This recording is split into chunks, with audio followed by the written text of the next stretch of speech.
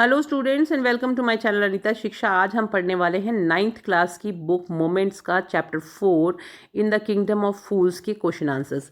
ये पार्ट मैंने पहले पूरा एक्सप्लेन कर दिया है आपको इससे पहले वाले वीडियो में। उसमें मैं आपको ये स्टोरी भी सुना चुकी हूँ कि किस तरह से एक गुरु और शिष्य एक मूर्खों के साम्राज्य में पहुँच जाते हैं और वहाँ उनको क्या क्या चीज़ें देखने को मिलती हैं।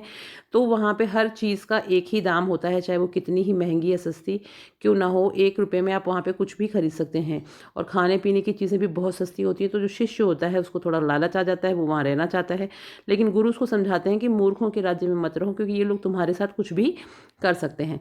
जब शिष्य नहीं मानता तो गुरु चले जाते हैं और फिर बाद में शिष्य को किस तरह की समस्याओं का सामना करना पड़ता है और आखिर में उसको उसके गुरु की याद आती है और वो ही उसको इस संकट से बाहर किस प्रकार निकालते हैं। अगर आपको ये सब कुछ जानना है तो आपको इस चैप्टर को बहुत अच्छे से पढ़ना पड़ेगा ताकि आपको इसके छोटे छोटे जो क्वेश्चंस आते हैं उनके आंसर्स भी आप फटाफट कर सकें। तो चलिए चैप्टर आप पढ़ते रहिएगा और मैं इसके क्वेश्चन आंसर्स आपके साथ डिस्कस कर लेती हूँ। तो पहला क्वेश्चन है, what are the 2 strange things the guru and his disciple find in the kingdom of the fools. यानी ऐसी क्या 2 चीज़ें थी जो गुरु ने और शिष्य ने वहाँ पर उस मूर्खों के साम्राज्य में देखी।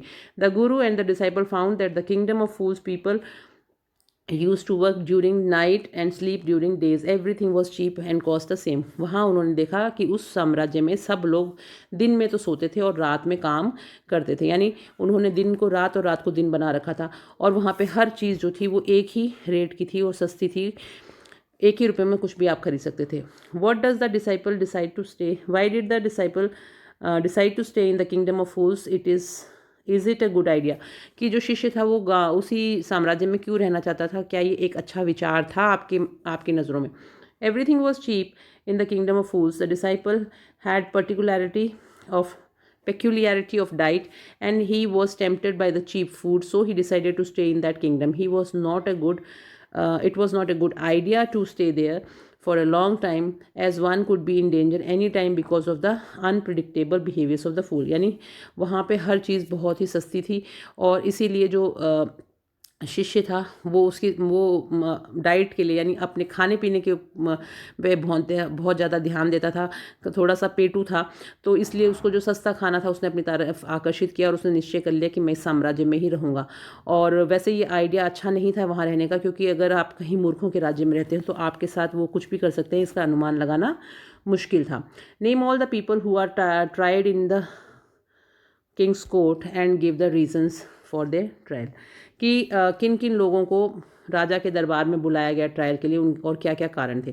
The owner of the house, उस घर का जो मालिक था, the merchant, the brick layer and the dancing girl and the gold Smith were tried in the king's court. यानी जो व्यापारी था उसको, और जिसने दीवार बनाई थी उस व्यक्ति को, और जो वहाँ पे डांसिंग गर्ल जो नृत्यांगना वहाँ घूम रही थी वो, और सुनार, सबको वहाँ पे बुलाया गया।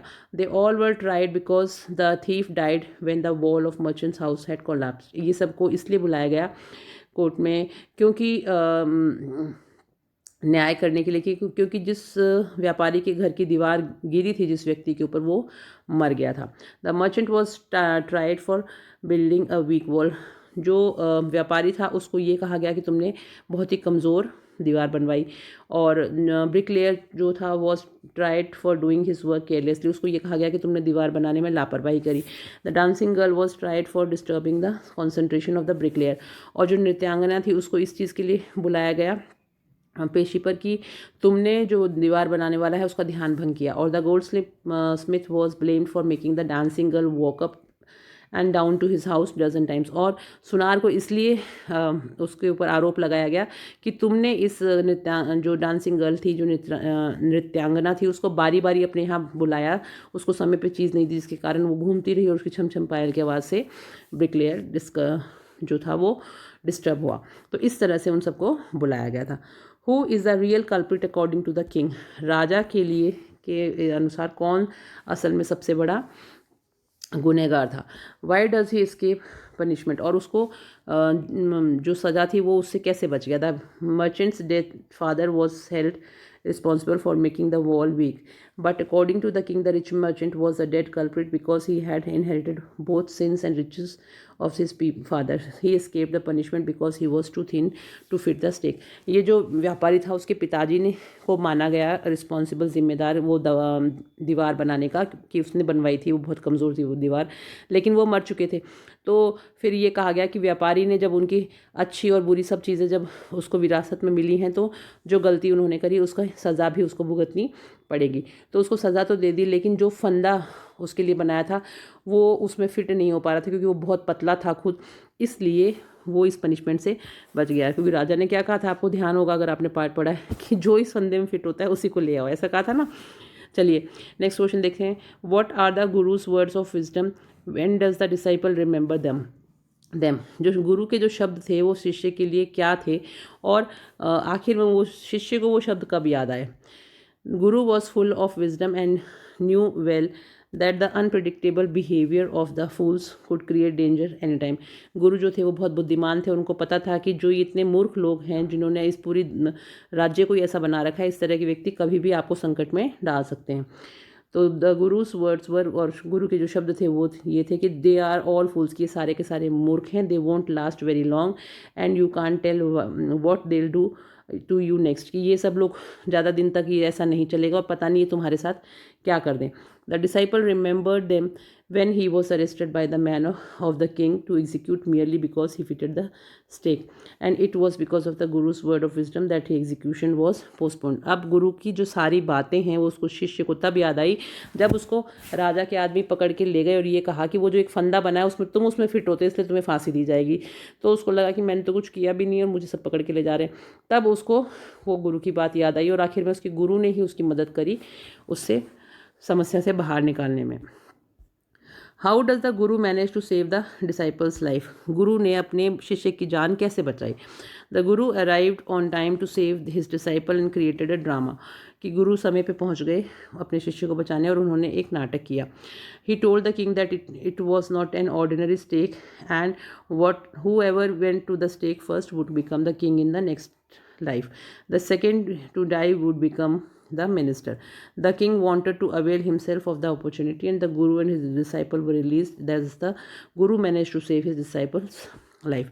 अब गुरु जो थे वो बहुत समझदार थे, तो उन्होंने ये कहा कि एक नाटक करा कि जो भी इस फंदे में फिट होगा वो जो है वो अगली जीवन में राजा बनेगा और उसके बाद जो दूसरे नंबर पे फिट होगा वो मंत्री बनेगा। तो जैसे ही राजा ने सुना तो उसको लगा कि मेरी अगले जन्म में मुझे इस राज्य का राजा बनना चाहिए और मेरे मंत्री को ही मंत्री बनना चाहिए। तो उन्होंने उसको छोड़ दिया गुरु शिष्य को और खुद फांसी पे वो दोनों चढ़ गए। तो इस तरह से गुरु और शिष्य दोनों बच गए।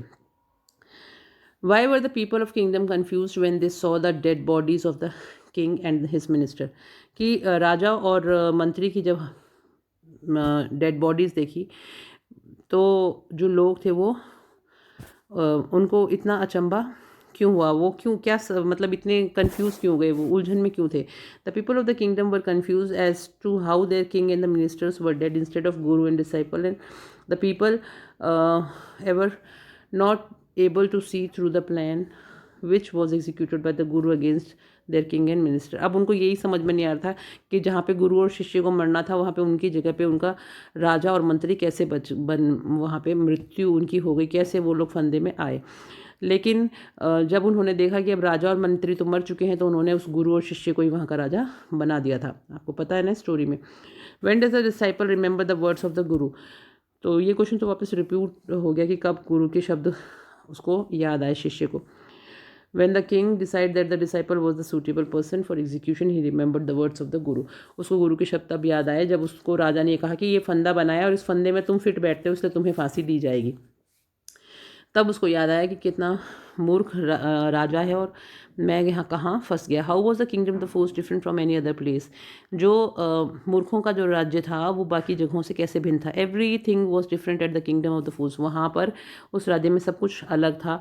The night was considered a day and the day as the night, दिन को रात और रात को दिन मान के लोग काम करते थे। Not only the human beings even the animals stayed awake at night, anything and everything could be bought for a डूडू, और एक ही रुपये में कुछ भी खरीदा जा सकता था। यहाँ तक जानवरों को भी आदत पड़ गई थी कि वो दिन में सोते थे और रात को जागते थे। तो इस तरह से हमने इस चैप्टर के पूरे क्वेश्चन आंसर्स करे। आई होप आपको समझ में आए होंगे। और जाने से पहले आप लोग अपनी कॉपी में लिख लिख के याद कीजिए स्पेलिंग्स को।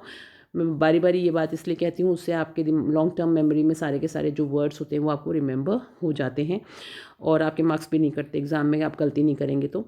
और अगर आपको मेरा चैनल अच्छा लगता है तो आप जाने से पहले इसको लाइक, सब्सक्राइब और शेयर करना बिल्कुल मत भूलिएगा। और नेक्स्ट चैप्टर में हम फिर मिलेंगे जब हम समरी पढ़ेंगे अगले रोचक पार्ट की। ठीक है, तब तक पढ़ते रहिए, खुश रहिए।